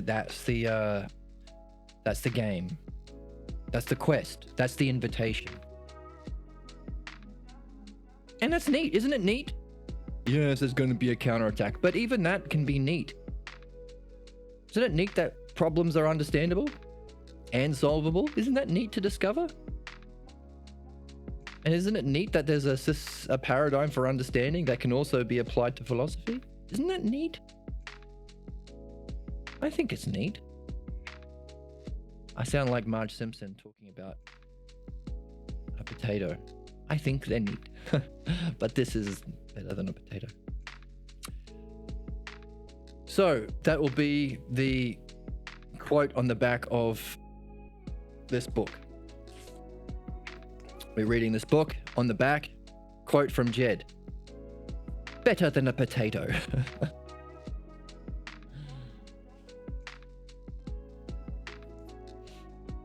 Okay. If we are a rare kind of parental figure or coach or teacher or anything or politician that would forfeit the opportunity to impose our own dumb beliefs, well, let's not say dumb belief, that feels like you can impose some other beliefs. We forfeit the opportunity to impose our own beliefs and allow people to make use of that sacred time, of that high level of mind, state of mind. Allow them to become independent of us. By the way, anyone who keeps you at the level of beliefs is conning you because you can't be independent of them. Imagine being, what's our example? Imagine being an apprentice mechanic. Why does the spark plug go there? Oh no, just believe me. You are always going to be dependent on them because you don't understand it for yourself. Anyone, if it's a politician that says hope, if it's a religious person that says faith, if it's a parent that says belief, if they are wanting to keep you at the level of belief and not develop understanding, they are trying to keep you dependent on them so they can play this bullshit Noah role. And why is it a bullshit Noah role? Because no one who actually has knowledge would keep someone stuck. No one who's actually wise or knowing would want to keep anyone at the level of belief, because that's harmful and the cause of the problems that we face both individually and collectively. So the only person who wants to keep people at the level of belief, hey, let me give you some advice, that's just a dumb belief. They are pretending to be knowing, and we know that because no actual knower would do that. We want to be like this rare person who wants to make people and allow people to be independent. You don't need me. You can do it for yourself. Let me help you have the conditions to value your own state of mind, your own integrity, your own self, your own understanding, and become different from me. Be yourself. Simple. Be yourself. How simple? So simple. Be yourself. It would mean allowing the child to pursue goals that return nothing to the parents. Oh, I mean, I'm not going to get anything out of it. Oh my God. I mean, I don't have a kid for my own sake, which would make the status of the parents secondary. Good. The coach doesn't win the game, the players do. They're not there to make you look good. You are them to help. You are there to help. And by the way, the best in Australia, we have rugby league. The best rugby league coach, this was his way of thinking. Look, he coached the New South Wales State of Origin team. His name's Gus Gould. He said, look, you are champions. My job as a coach is to help you realize you're already champions and give you the self-confidence to whatever you see, do it. And do it with excellence. So he would say, you see something, don't second guess yourself. Do it and do it at 100 miles per hour. What we would say is, whatever you are seeing in your own experience and knowledge, go for it and go for it with excellence. And he was the winningest coach of rugby league. And I'm sure you can make similar comparisons about if you're interested in football, soccer. What's the famous quote from the special one? What's that coach's name? Mourinho. Be champions. Arsene Wenger, same thing. You're already excellent, more excellent than I can understand. My job is to help you be champions, the champions you are. Okay? Which means being independent of me, it's not all about the coach. Teachers or coaches or parents who think it's all about them, they become the worst tyrants. They're always the villains in the movie. Like Karate Kid, the coach that makes it all about him. Like every parent that pushes their kid to do whatever he wanted to do, living out his dreams. Any parent who thinks of his child as an extension of himself. Garbage. Literally, it's the villain of all of the movies. It's a cliche. So we are recognizing that. We're understanding how and why parents want to do that. Coaches want to do that. Teachers want to do that. Politicians want to do that. And we're learning what it would mean to overcome that.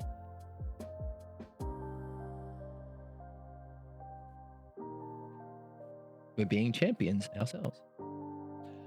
Yet, if we cannot find our way back to these profound states of mind, so we have to find our way back, so we go back to where we left off, our most cherished and meaningful goals will be in jeopardy and will likely prove unattainable.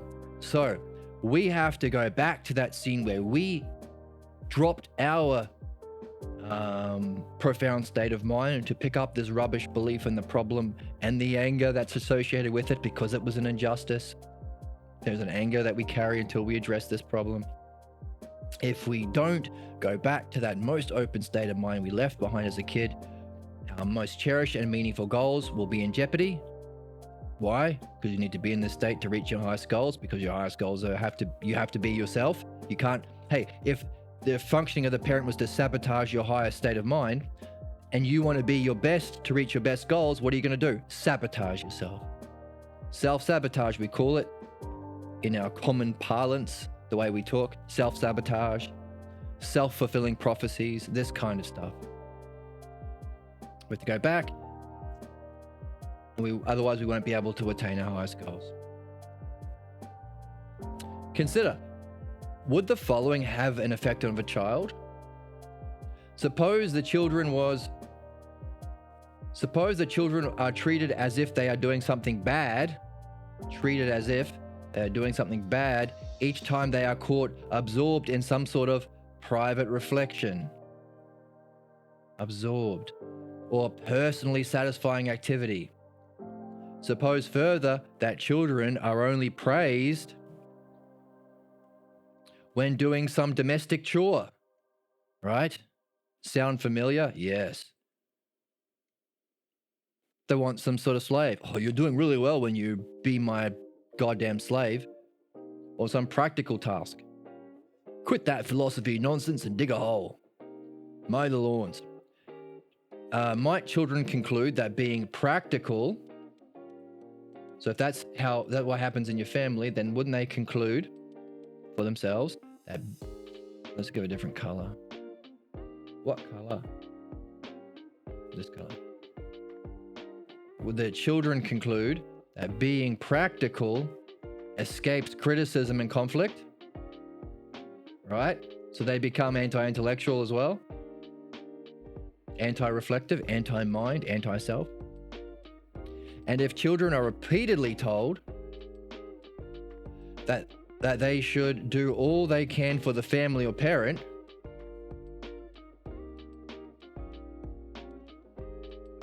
Oh, but I'm your blessed mother and your blessed father. Don't you have to help me out? Do what I want. Be my slave. Be a Cinderella for me. Is it not likely that they would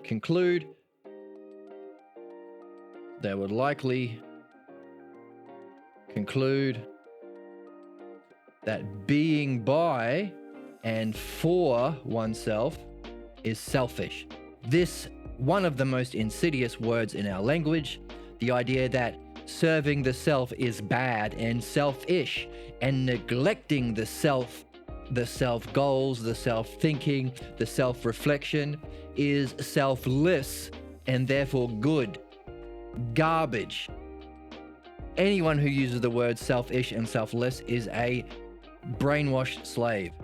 We need to replace it with self-full, which implies that self-full is good. Being your highest self towards your highest goals is the best you can do. And being self-empty is bad. Not bad, but you need to get into the self. Selfish and selfless is a byproduct from a slave culture. If you want to know more about this language, you can get into Nonviolent Communication by Dr. Marshall Rosenberg, who says it's domination authority language. Sacrifice for king and country, that's to be without a self. That's the highest virtue, says the Nazis. As the king tells the slaves. Bollocks. So, being by and for oneself is selfish? No, it's good, it's self-full. Different from how we are raised. After repeated episodes like this, might the child not conclude that being introspective and being speculative about life, the best things you can do, are to be avoided? Oh, wow, what a tragedy. Might not the child conclude that it is better to lower one's expectations, give up on your highest, most meaningful goals, which requires reflecting on yourself in life, rather than wasting one's efforts to seek an unattainable idea? How can you be better than God? How can you know what God knows? How can you understand the meaning of life and reach it? How dare you? Right? Don't they tell us that the world is just physical? We're just squirting chemicals, and the best thing is to be a physical slave for the physical pleasure of these other physical parents or kings or Hitlers? This understanding, which is non-physical, who cares? What has understanding ever gotten you? And using understanding to free yourself from problems, what's that ever done other than solve all problems? And this understanding towards the nature of our consciousness or the divine, what's that ever gotten anyone except for enlightenment and nous and true knowledge? And to apply that understanding, which is non-physical, to even that experience, what's that ever given anyone? The necessary conditions for an art and actually benefit someone, like a midwife or a Socrates person. And the practice of that ingrained at all times, developing it as a habit and a way of being, what's that ever gotten anyone? A higher unchanging virtue that is necessary to escape the prison of reincarnation, says Socrates. But you can't get that. Why not? You're a sinner or something. Garbage. So those things are things that we have come to understand for ourselves through this kind of midwifery and philosophy. Reading this text in a different way, reading Socrates in a different way, an accurate way. But how many children grow up learning this? Zero. Or maybe a couple now that, I don't know, I was going to say Dr. Pierre Grimes' grandkids, but it's so rare that even Pierre Grimes, who wrote this book, even his family members are not 100% invested in midwifery. It blew my mind to find that out. So very few, if any, are even aware of philosophical midwifery. And how many people are able to read Socrates only in the last 10 years with the Balboa translation? So what do we end up concluding as children? That we can avoid conflict by being practical, that doing your own goals, seeking your highest self goals is selfish. Being by yourself and for yourself is bad, selfish, and not really self-full and self-good, which is true. And after repeated episodes of this, you think, well, actually thinking for yourself, reflecting on self, ousia, the highest virtue, one of the highest virtues, is actually to be avoided. And instead, it's better just to lower your expectations. Get in the mud with all of these other jerks. Because it's unattainable, says those people who are trying to sabotage you, the way they were sabotaged themselves. Thus, practical goals.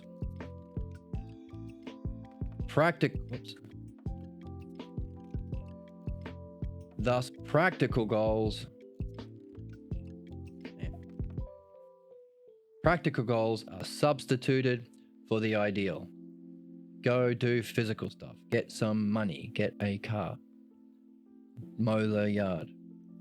And compromise soon becomes a solution to everything. Right? Compromise. Give up. Let go of the ideal. What's happening in politics at the moment? The fascists are being compromised with.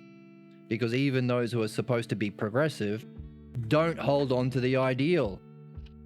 You can't compromise with a fascist. That's stupid. If someone says, oh, you should drink a whole lot of poison, you say, well, no, I actually care about people. We should drink no poison. Compromise. Drink half a bottle of poison. You can't compromise. That's a stupid solution. Doesn't make sense. Fixing anything.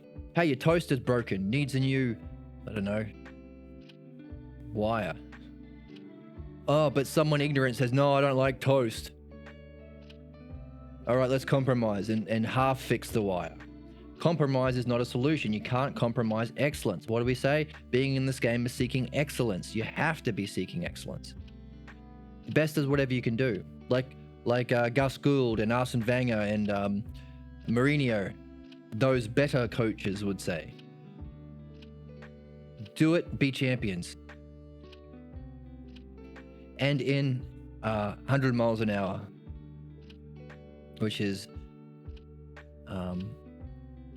old man Australian talk for just do it with excellence. Do it as best as you can. And in the process of being noble, compromise is the solution to everything. And in the process, a noble being, we are a noble being, all of us. So you can say that philosophy and midwifery is nothing other than to help us recognize our noble being nature. We are not anything less than that. That's the pathologos, diminishment of the self. We are noble. We are all philosophers. A noble being is transformed into a shadow of himself. This is what happens if you give up on your highest self goals for yourself, by yourself. Now, we can say, well, by yourself, it's better to do this with a community of like-minded adventurers, which is why we have this podcast and this channel and this Discord group. But if you compromise, you'll be a shadow of yourself and you'll be a slave to your problems. The self is chained down with compromise. We don't want that because we want to know and show the self. That's the highest excellence. It's chained down, which is a metaphor Socrates uses often. It's compromises. So Socrates says, using the logos will free you from the chains of your problems. Now we're adding understanding to how exactly to do that. So we're returning to the Platonic or Socratic tradition with a deeper understanding that was left out by Plato. Chain down, and what chains us down to our problems? Compromises, seeking less than self-excellence, and instead buying into this garbage. So the self is chained down with compromises and its own past experience with freedom becomes only a faint memory.